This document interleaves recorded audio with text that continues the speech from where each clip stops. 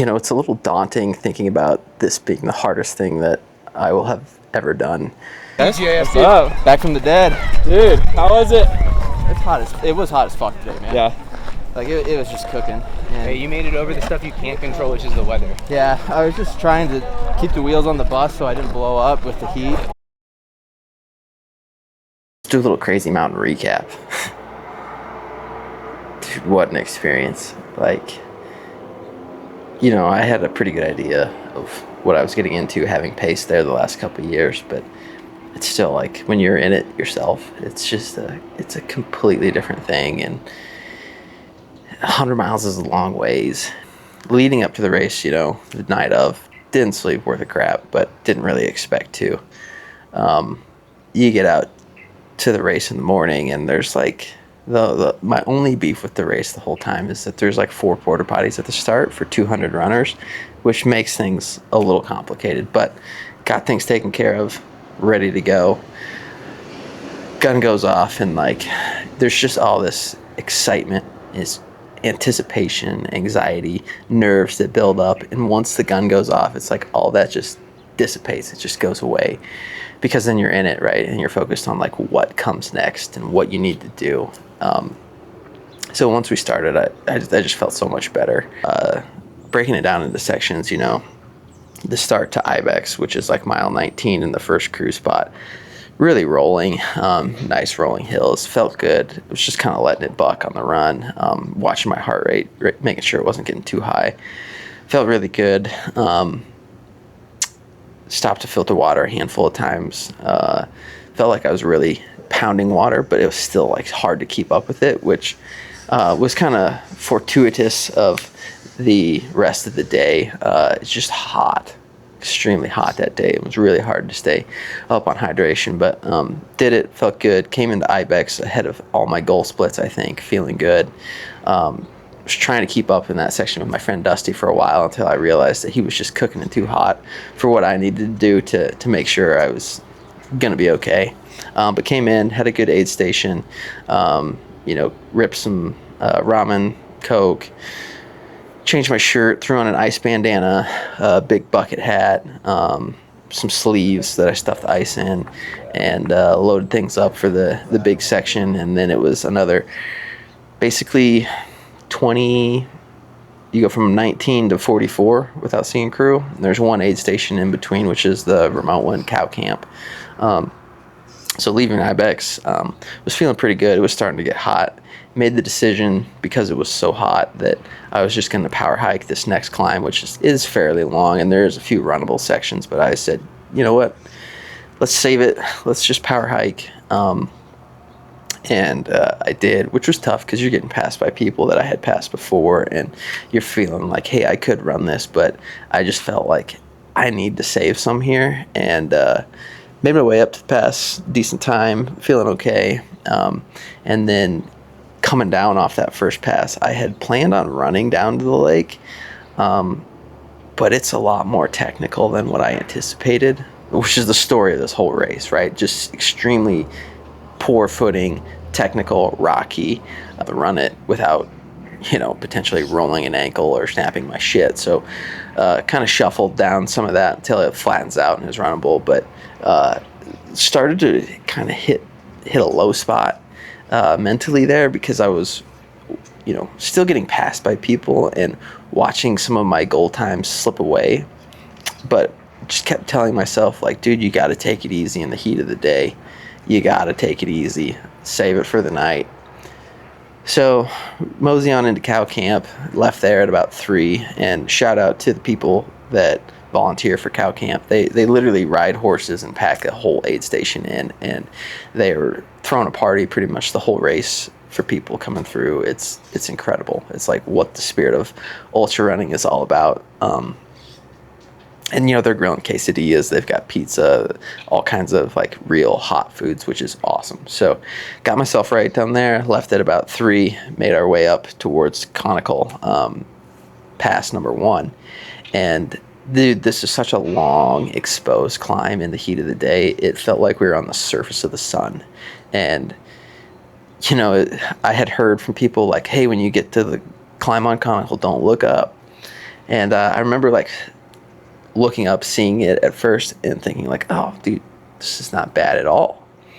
And get up to the top of that of what I thought it was, but that was just like a little ledge to get to where you can even see the climb up conical, and then you look up and it's just like this heart drop moment because it's straight up and you see people on these switchbacks all the way at the top and they look like little ants, and you know you got to go there, and it's screaming hot.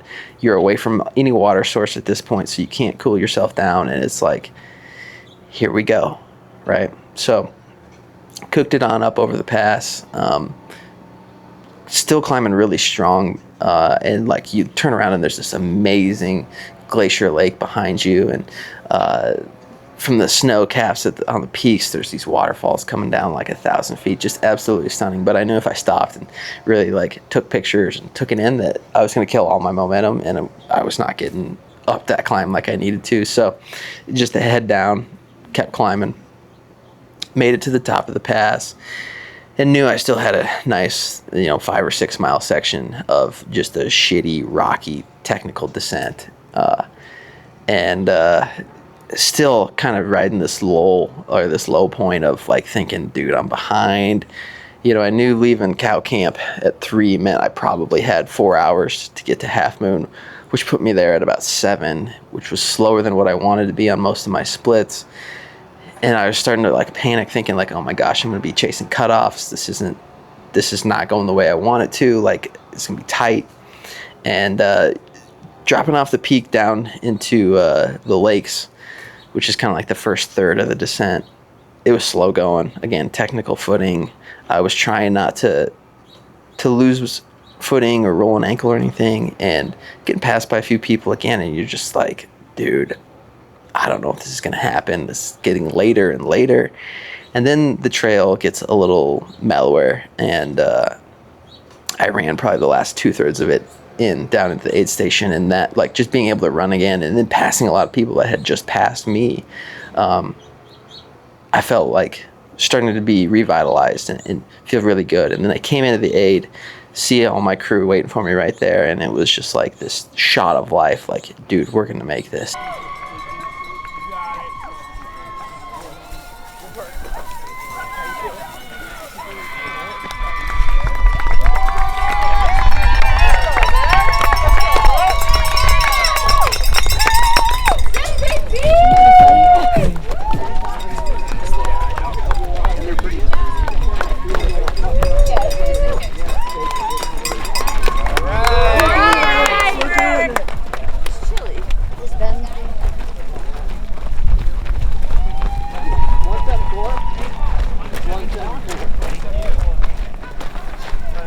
Pacers go check in?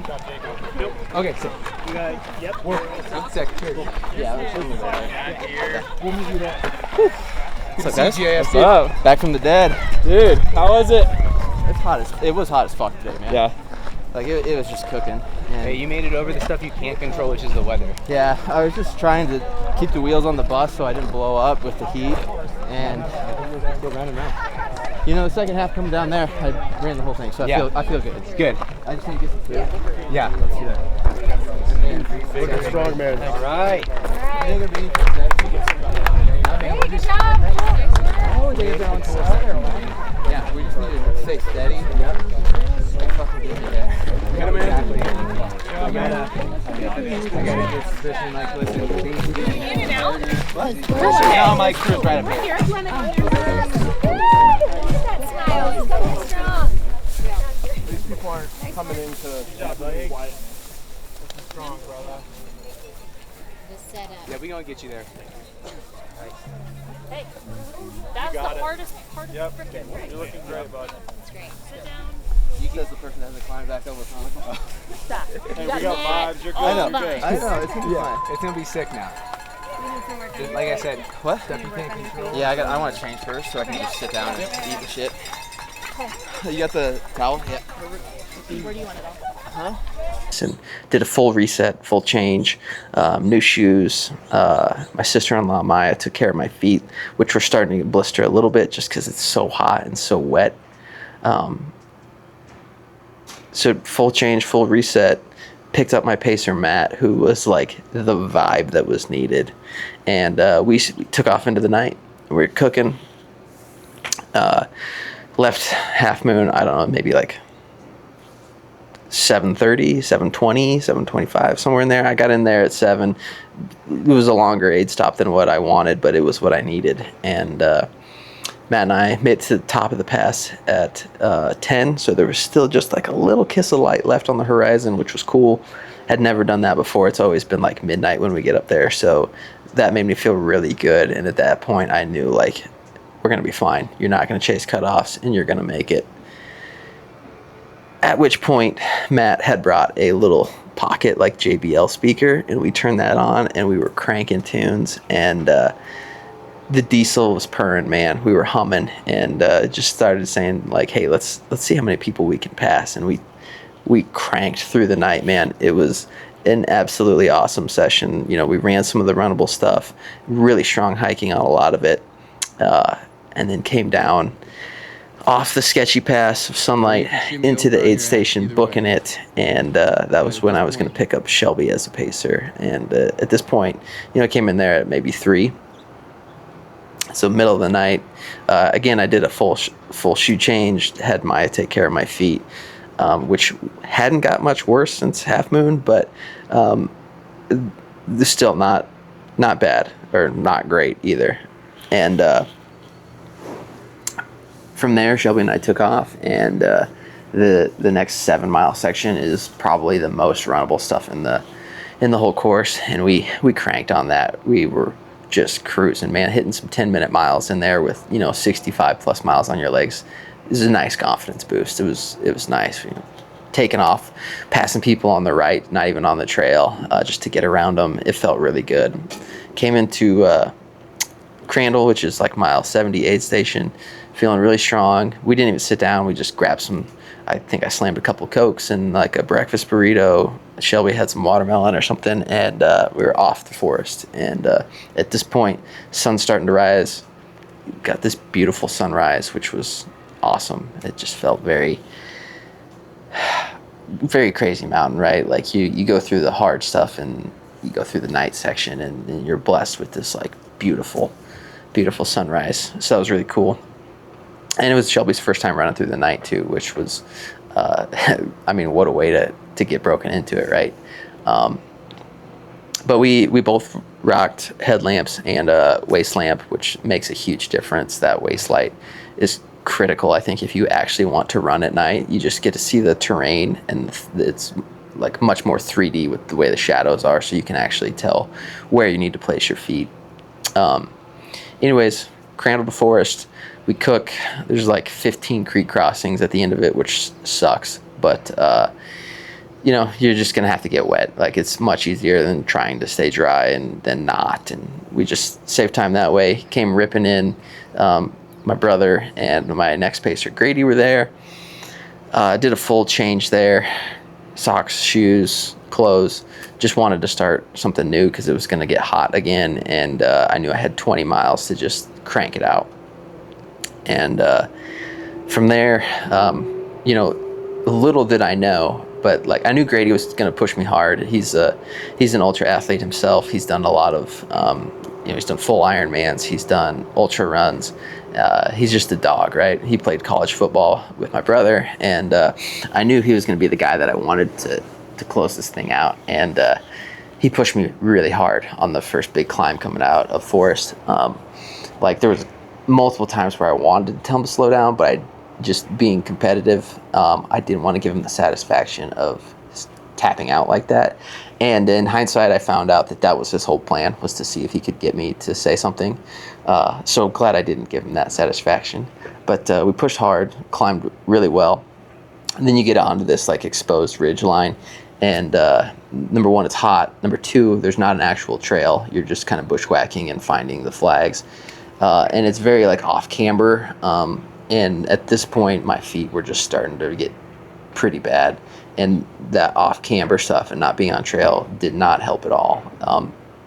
So they were getting pretty bad. But we did make it to the mile, I think it's like 85 or 86 aid station, Honey Trail. Starting to get warm at this point, and you got one tiny little, like, you're kind of on the middle of the climb at the aid station. So it came out, hit the top of that little climb. Hey, what do you feel about going up your last fucking hill? Get me off these fucking mountains. And I just kind of looked at Grady, gave him the nod, and we just took off running. And we ran pretty much the whole 12 miles into the finish. You know, obviously it was like you would run for, you know, 3/4 of a mile or something. And I would stop and take a little power hiking break.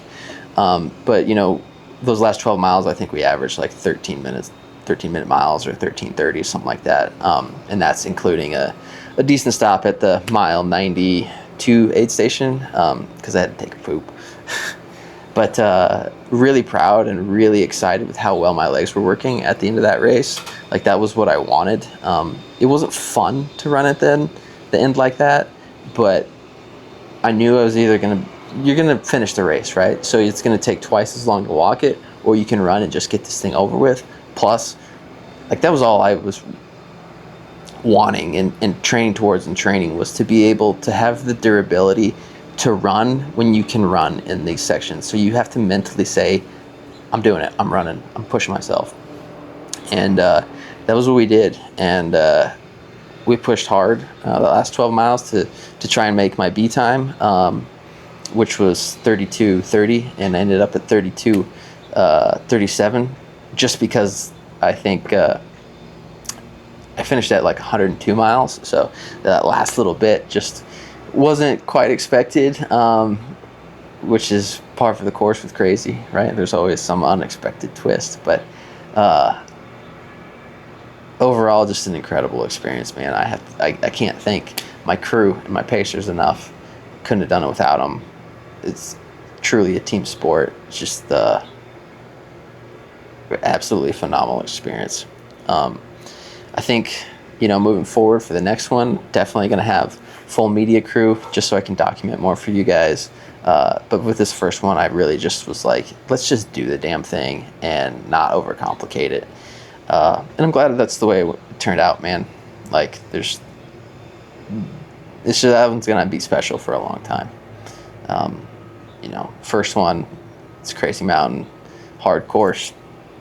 And just got what I feel like is so much history with that race. So what's next? I'm not 100% sure. You know, a lot of races are turning into lotteries, so that's going to keep things up in the air for a while. And then looking at a few other things, just trying to really find a race that grabs me the way Crazy Mountain did and makes me really passionate about it. And I'll find it. They're out there. So, yeah. Thanks for following along, guys. Excited to share the journey with you.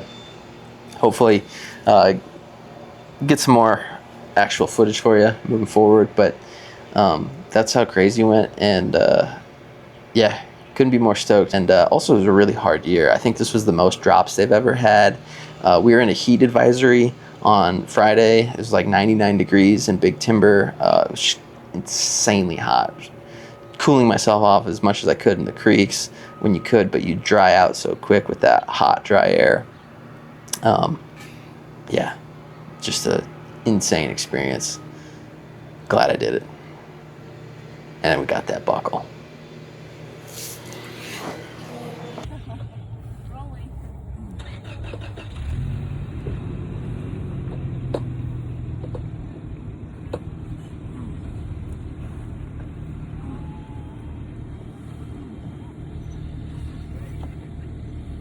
Get in, bitch.